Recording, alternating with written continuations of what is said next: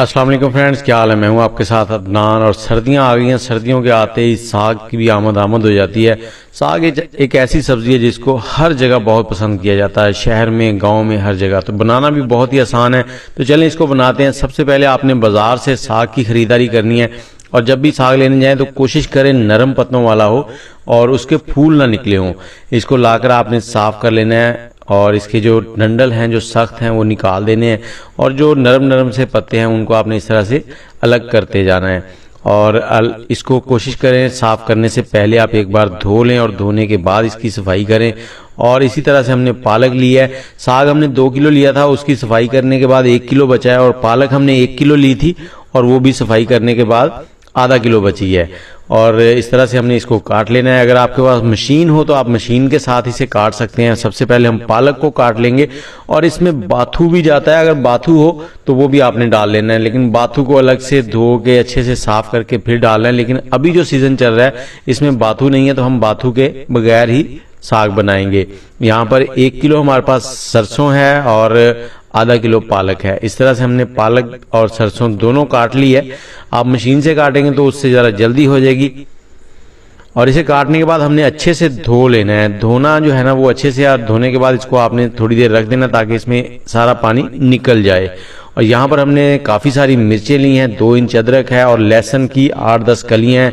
और लहसुन अदरक का पेस्ट बना लिया है। मिर्चों को हमने बारीक चॉप कर लिया है। प्रेशर कुकर लेंगे। हंडिया में साग बनता है लेकिन हम इसको प्रेशर कुकर में बना रहे हैं। और ये सारा साग जो हमने काट लिया था वो इसमें डाल देंगे। और इसमें डालने के साथ ही हमने यहाँ पर इसमें थोड़ा सा नमक डालना है, 1 टेबल स्पून।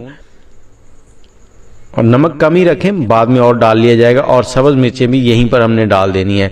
और इसके बाद आधा गिलास इसमें पानी डालेंगे, क्योंकि पानी जो है वो पालक और साग दोनों में बहुत ज़्यादा होता है, तो पानी हमने ज़्यादा नहीं डालना। और इसको एक बार इस तरह से मिक्स कर देंगे। हल्का सा मिक्स करने के बाद इसका ढकना लगाएंगे। ढकना लगाकर हमने इसको हाई फ्लेम पर पकाना है। जैसे इसकी विसल चलनी शुरू हो जाएगी उसके बाद हमने सिर्फ 5 मिनट इसको पकाना है, ज़्यादा देर नहीं पकाना। इससे क्या होगा कि इसमें जो ये साग की पत्तियां हैं ना, ये छोटी छोटी हैं, और वो अगर वो विसल वाली नोजल में फंस गई तो प्रेशर कुकर फटने के चांस होते हैं। तो इसलिए सिर्फ 5 मिनट ही आपने चलाना है। 5 मिनट के बाद अच्छे से इसकी स्टीम निकालनी है पहले, उसके बाद आपने इसको खोलना है। जब स्टीम निकल जाए तो ये देखें कुछ इस तरह से हो गया है साग हमारा। अब चलेगा इसका अगला प्रोसेस। तो यहाँ पर हमने आग लो फ्लेम पर चला लेनी है और इसको 30 से 40 मिनट हमने पकाना है। और पकाने का तरीका क्या है, यहाँ पर इसको एक बार मिक्स कर देंगे और जो लहसुन अदरक का हमने पेस्ट बनाया था वो इसमें डाल देंगे। लहसुन अदरक इसमें काफ़ी ज़्यादा मिकदार में जाता है, क्योंकि साग की तासीर ठंडी होती है। तो जब लहसुन अदरक इसमें डालते हैं तभी जाके इसकी तासीर जो है वो थोड़ी सी चेंज होती है। अब इसको हमने इस तरह से पकाना है कि इसके ऊपर एक ढकना रख देंगे। इस तरह से ढकना पूरा नहीं रखना ताकि इसकी स्टीम जो है वो निकलती रहे। अगर इसकी स्टीम नहीं निकलेगी, बाहर पानी अंदर गिरेगा तो इसमें कड़वाहट आ जाएगी। और अब हमने ये देखें, ये मदना ले लिया है, घोटना भी कहते हैं इसको, और लस्सी बनाने वाला भी औजार कह लें। इसकी मदद से इस तरह से घोटना लगाएंगे। हमने हर 10 मिनट के बाद इसको इस तरह से हल्का सा घोट देना है। 3 से 4 बार इस तरह से करना है हमने, ये देखें। और इसको फिर से ढकना रख देना है। ढकना जहन में रहे कि पूरा ऊपर नहीं रखना आपने। और ये देखें यहाँ पर इस तरह से घोट लेंगे इसको फिर 10 मिनट के बाद। और ये बहुत ही ज़बरदस्त बन जाएगा। आपने इसको लो हीट पर 30 से 40 मिनट पकाना है ताकि सारे जो डंडल पत्तियाँ अच्छे से नरम हो जाएं। और इसको बिल्कुल आपने ग्राइंड नहीं करना, ग्राइंडर में इसकी लुक चेंज हो जाती है, वो मज़ा ही नहीं रहता जो मज़ा इस तरह से आता है। तो ये देखें, ये हमने यहाँ पर इसको अच्छे से घोट लेना है। पानी भी तकरीबन कम हो चुका है। और इसके साथ ही आप मुझे ये बताएं कि आप कौन से शहर में बैठ के हमारी वीडियो देख रहे हैं। और ये देखें काफ़ी थिक हो गया है और इसकी लुक जो है ना बहुत प्यारी बन चुकी है। बिल्कुल आपको ऐसे लगेगा जैसे वो हंडिया वाला साग है। तो इस तरह से हमने इसको अच्छे से घोट लिया है। और यहाँ पर हमने इसमें मकई का आटा डालना है। बेसन भी डाल सकते हैं आप, इसमें गंदम का आटा भी डाल सकते हैं, लेकिन सबसे बेस्ट जो है ना वो मकई का आटा है। मकई का आटा हमने 4 टेबल स्पून डाला है इसमें। और उसके बाद आपने इसको अच्छे से यहाँ पर इस तरह से घोट लेना है ताकि ये इसके सारे रेशे जो है ना वो एक जान हो जाए। और यही पॉइंट जो है ना वो सबसे इम्पॉर्टेंट है। यहाँ पर आपने थोड़ी सी मेहनत कर लेनी है। जितनी अच्छे से मेहनत कर लेंगे उतना ही ज़बरदस्त रिजल्ट आएगा। तो ये देखें कितनी ज़बरदस्त इसकी लुक बन गई है। ये हार्ड भी हो गया है। तो अगर आप इसको थोड़ा सा नरम करना चाहते हैं तो यहाँ पर थोड़ा सा पानी ऐड कर लें। पानी आपने गर्म डालना है, बॉयल वाटर, बॉयल किया हुआ पानी डालना है यहाँ पर। उसके बाद थोड़ा सा और इसको घोट लेंगे और अब ये साग हमारा जो है ये हो गया है रेडी। अब हमने इसको तड़का लगाना है, क्योंकि तड़के के बगैर जो है ना साग का मज़ा ही नहीं आता है।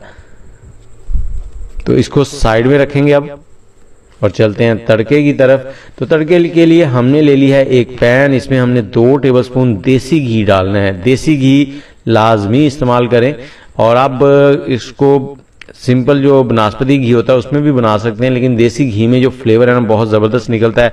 एक प्याज हमने रफली चॉप किया हुआ था वो इसमें डाल देंगे। इसको हमने लाइट गोल्डन होने तक पकाना है।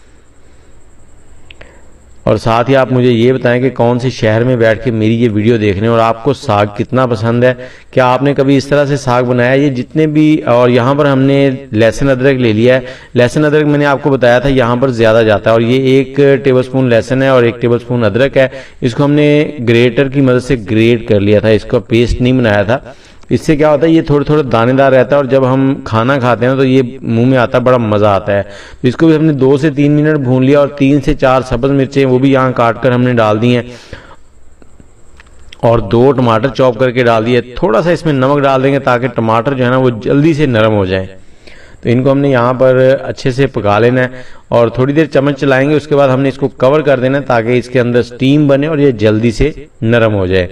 और ये देखें 3 से 4 मिनट लगे हैं, टमाटर हमारे नरम हो गए हैं। यहाँ पर हमने इसको चम्मच की मदद से मैश कर देना है और अच्छे से पका लेना है।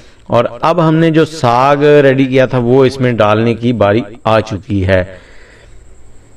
और मुझे तो अभी से बड़ा दिल कर रहा है कि पराठे आ जाएं और मकई की रोटी हो और साथ में साग हो, तो बहुत ही लाजवाब किस्म का टेस्ट बनेगा।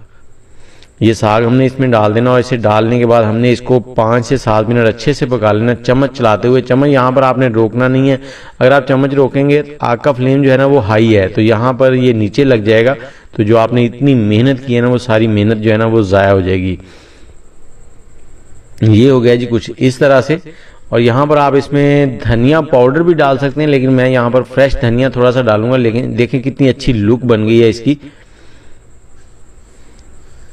तो यहाँ पर थोड़ा सा सब्ज़ धनिया हमने डाल देना है फ्लेवर के लिए, उससे जो है ना इसकी खुशबू थोड़ी सी और ज़बरदस्त हो जाती है। और ये साग हमारा हो गया है रेडी, इसको रखेंगे साइड में। और यहाँ पर हमने एक और तड़का लगाना है, वो तड़का जो है ना वो फाइनल लुक इसको देगा और ये दिखने में और खाने में बहुत ही लाजवाब हो जाएगा।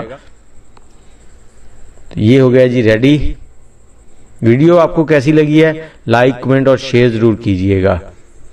यहाँ पर हमने देसी घी ले लिया है दोबारा 1 टेबलस्पून। जैसे ही ये पिघल जाएगा तो हमने इसमें 3 से 4 सब्ज़ मिर्चें डालनी है, इनको कट लगा लेना पहले, और 2-3 सुरख मिर्चें खुश्क वाली डाल देनी है।